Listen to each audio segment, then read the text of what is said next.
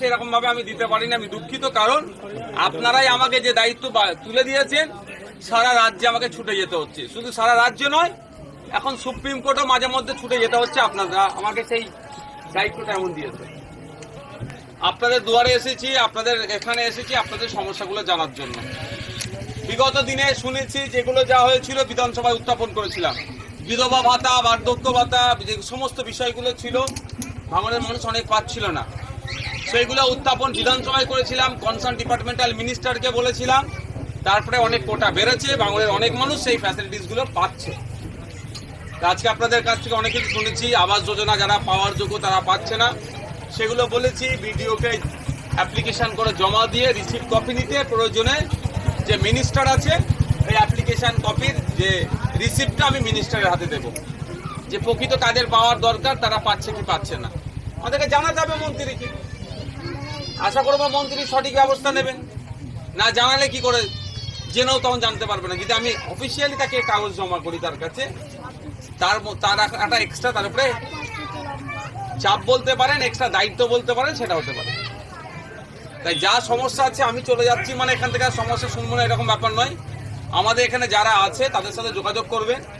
আর এটা আমি বলে যাচ্ছি যে আইএসএফ এর বা সংযুক্ত মোর্চার ভাইজান বিধায়ক হয়েছেন, মানে আমি তৃণমূল করি, আমি বিজেপি করি, আমি সিপিএম আর অন্যান্য পার্টি করি, আমাদের কথা শুনবে না এইরকম কেউ ভাববেন না। আমি বিধায়ক হিসাবে আমার কাজ হচ্ছে ভাঙড়ের প্রত্যেকটা মানুষকে পরিষেবা দেওয়া। যে আমার বিরুদ্ধে কথা বলে তাকেও আমার পরিষেবা দিতে হবে।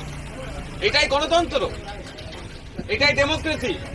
হয়তো মাইকে উঠে আমার বিরুদ্ধে অনেক কথা বলেছে, তার যদি সিগনেচারের দরকার হয় আমাকে দিতেই হবে। না দিলে আমি গণতন্ত্রের বহির্ভূত কাজ করছি, পরিপন্থী কাজ করছি। আমি গণতন্ত্রকে প্রাধান্য দিচ্ছি না, আমি সেটা সংবিধান বিরোধী কাজ করছি। সুতরাং যার যেটা দরকার যোগাযোগ করবেন। এমনও অনেকে যোগাযোগ করেছিল যারা চরম আমার বিরোধী রাজনৈতিকভাবে, গোপনে তার ছেলের সার্টিফিকেটের দরকার যোগাযোগ করেছে, গোপনীয়তা বজায় রেখে তার বাড়িতে আমি কাগজ পৌঁছে দিয়েছি। তার সাথে আমার রাজনৈতিক মত পার্থক্য আছে, থাকবে, সেটা নিয়ে ব্যাপার নয়। তার কাগজ প্রয়োজন হয়েছে বলে তারটা আমি এক্সপোজ করবো, লোককে দেখাবো এই দেখো অমুক নেতা আমার বিরুদ্ধে এত কথা বলেছিল, তার ছেলের কাগজ দরকার আমি তাকে দিয়েছি। এটা আমার এই পাবলিসিটিটা আমার নিয়ে অনুচিত বলে মনে করি। আপনাদের এখানে বলে যাচ্ছি, মায়েরা আছেন, যে কোনো সমস্যায় আমাদের সাথে যোগাযোগ করবেন।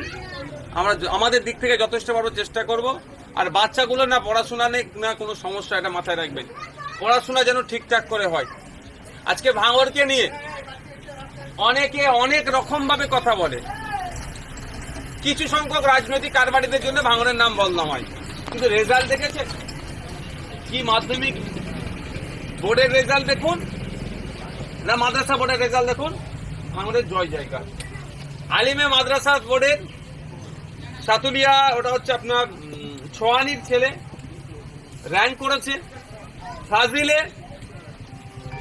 কাবিলাঙ্গার ছেলে র্যাঙ্ক করেছে, ভাঙড়ের ছেলে। দুজনের সাথে আমার কথা হয়েছে, আর বাকি কয়েকজন যারা স্কুল বোর্ডে তাদের সাথেও নাম্বারগুলো কালেক্ট করছি, কথা বলবো। অন্য একদিন তাদের বাড়িতে আমি আসবো। কিন্তু ভাঙড়ের মেধা আছে, ভাঙড়ে এটাকে ভালো করে দেখানো হয় না। ভাঙড়ে কেউ একটা চকলেট বোমা ফাটালে ভাঙড়ে বোম পড়েছে বলে বড় বড় পেপারে বড় বড় করে লেখা হয়ে যায়। কিন্তু ভাঙড়ের ছেলে পশ্চিমবাংলায় টপ 10-এর মধ্যে কতজন আসলো, টপ 3-এর মধ্যে কতজন আসলো, এগুলো কিন্তু দেখানো হয় না। আর কে একজন নোটোরিয়াস ক্রিমিনাল কি বাজে কথা বলছে সেটাকে সারাদিন ধরে টিভিতে দেখাচ্ছে। সারাদিন ধরে তো দেখানোর দরকার যে ভাঙড়ের ছেলে গত 3 বছর আগে নিটের এক্সাম দিয়েছিল, তিনি অনলাইনে পড়াশোনা করে 1947 র্যাঙ্ক করেছে এই অঞ্চলের ছেলে, ভাঙড়ের ছেলে। এটা দেখায় না বেশি করে। যে সমাজ বিরোধী কটা বাজে কথা বলেছে সারাদিন ধরে ওটা চালাচ্ছে। আমাদেরকেই আমাদের ভাঙড়ের সুনামটা ফিরিয়ে নিয়ে আসতে হবে। কিছু সংখ্যক রাজনৈতিক কারবারিরা চাইছে ভাঙড়ের কপালে কলঙ্কিত করে রাখলে করে কামিয়ে খাবার জায়গা পাবে। কেন করে কামিয়ে খাবার জায়গা? একটা বড় টার্গেট হচ্ছে এদের, আপনাদের এই এলাকার আশপাশে এয়ারপোর্ট করার একটা ইচ্ছা গিয়েছে। এয়ারপোর্ট করবে কেন্দ্র সরকার, কিন্তু জায়গা কে দেবে? রাজ্য সরকারকে তুলে দিতে হবে। কেন আজকে আমাদের এত দমন পীড়ন, ভাবতে হবে আপনাদেরকে। আমি থাকতে কি করতে দেব আপনাদের ইচ্ছার বাইরে? না। আপনাদের ইচ্ছা থাকলে আমরা হাসি মুখে দেবো, কিন্তু ইচ্ছার বাইরে আপনার কেমন করতে দেবো না। এত জায়গা আছে এখানে সবজির, এখানকার সবজি সারা ভারতবর্ষে খাই যায়, খোঁজ নিলে ভারতবর্ষের বাইরে এখানকার সবজি। তাহলে এত 3 ফসলি 4 ফসলি জমিগুলোকে ছেড়ে দেওয়া যাবে? যেখানে চাষবাস হয় না, যেখানে সব সময় মাঠ ফাঁকা করে পড়ে থাকে বা জলা জমি, সেখানে মাটি নিয়ে এয়ারপোর্ট করো না, কিন্তু এখানে দিকে তাকাচ্ছ কেন? আমি থাকলে হবে না। ওই জন্য সুকৌশলে আমাদের উপরে এত মিথ্যা মামলা টামলা কেন দিচ্ছে? কি দরকার আছে আমাকে মামলা দেওয়ার? আমাকে দুর্বল করা, আমার ছেলেদেরকে দুর্বল করা। দুর্বল করতে পারলে কি হবে? 2026-এ ভোটে আসছে, ওদের স্বপ্ন আমাকে হারাবে, হারিয়ে এখানে দখল নেবে, এয়ারপোর্টের জন্য জায়গা দেবে। সে ভাঙড়ের মানুষ কি করবে আমি ভালো করে জানি, সেই নিয়ে আমি একবারও চিন্তিত নয়। আমাকে অনেকে জিজ্ঞাসা করে বলে যে ভাইজান ভাঙড় ঠিক আছে তো? আমি বলি গতবারে 21-এ জানা ছিল তার থেকে বেশি ঠিক আছে। তখন বলেছিল, তখন ভয় দেখিয়েছিল বিজেপি চলে আসবে বলে আমাদের ভোট একটু কম হয়েছিল। এখন ভাঙড় নয়, সারা রাজ্যের মানুষ বুঝতে পারছে বিজেপির বিরুদ্ধে আসল লড়াইটা নওশাদ সিদ্দিকী বা আইএসএফরা করছে। এটা নতুন করে বলতে লাগবে না। এদের ধান্দা আছে, কিন্তু আপনাদের বলে রাখি এখানে এয়ারপোর্ট করার। এবার এদের লাভটা কি হবে? এরা কি করবে? আপনার যেমন সে নিউ টাউনটা দেখেছিলেন, এরা, আমি নিউ টাউনে যাচ্ছি না, এরা এখানে ধান্দা কি হবে? আপনার কানে বন্দুক ধরে বলবে 20,000 টাকা শতকে সই কর, আর ওই জায়গাটায় হয়তো 20 লাখ টাকা শতকরা বিক্রি করবে। এই জন্য কিন্তু আপনার উচ্ছেদ হয়ে যাচ্ছে, ভাঙড়ের মানুষ ধ্বংস হয়ে যাচ্ছে। এদের সব ওইসব কিছু ব্যাপার নেই। এরা অন্য স্বপ্ন দেখছে যে আমি 20 বিঘা জমি যদি বিক্রি করতে পারি দায়িত্ব নিয়ে, বিঘাতে যদি আমি 820 লাখ টাকা, বিঘাতে নয় কাটাতে ইনকাম করবো, শতকে বিশাল টাকা ইনকাম করবো। এই ধান্দা এখন এদের মাথায় চলে আসছে। এই জন্য এরা আর মানুষের কথা ভাবছে না, মানে পাগলা হয়ে গেছে। দেখতে পাচ্ছেন না? পাগলা হয়ে গেছে, হই হই করছে। কেন? যে নওশাদ সিদ্দিকীকে যদি দুর্বল করতে পারি তাহলে এই জায়গাগুলো আমি বিক্রি করতে পারবো। নওশাদ সিদ্দিকীরা যদি শক্তিশালী থাকে, এক কাটা জায়গা হাত দিতে দেবে না। ওই এদের ধান্দা, এদের লক্ষ্য হচ্ছে এটাই যে ওরা এয়ারপোর্টের জন্য জায়গা কম দামে কিনবে আর বেশি দামে বিক্রি করবে। এটা আমি থাকলে আইসে তাহলে করতে দেবে না। এবার আপনারা ডিসাইড করবেন আপনাদের উচ্ছেদ চান না আপনারা আপনাদের মাতৃভূমিতে থাকবেন, এটা আপনাদের। ক্যামেরা হচ্ছে, এটা বলতে পারবে না যে আমি লুকিয়ে লুকিয়ে বলে মানুষকে উত্তেজিত করছি। এত ক্যামেরা হচ্ছে, খানপুরি ক্যামেরা এখানে মানুষ ধরেছে। আমি তো বলছি, আমি বিধানসভায় ভাঙড়ে এয়ারপোর্ট হবে কি হবে না এই মর্মে কোশ্চেন করেছি, আমাকে উত্তর দেয়নি। মানে বুঝতে পারছেন কেন? জোর গলায় বলতে পারছে না তো যে ভাঙড়ে এয়ারপোর্ট হবে না বা এয়ারপোর্ট হবে, কিছু তো উত্তর দেওয়া দরকার। তাহলে ভেতরে কিছু রহস্য লুকিয়ে আছে,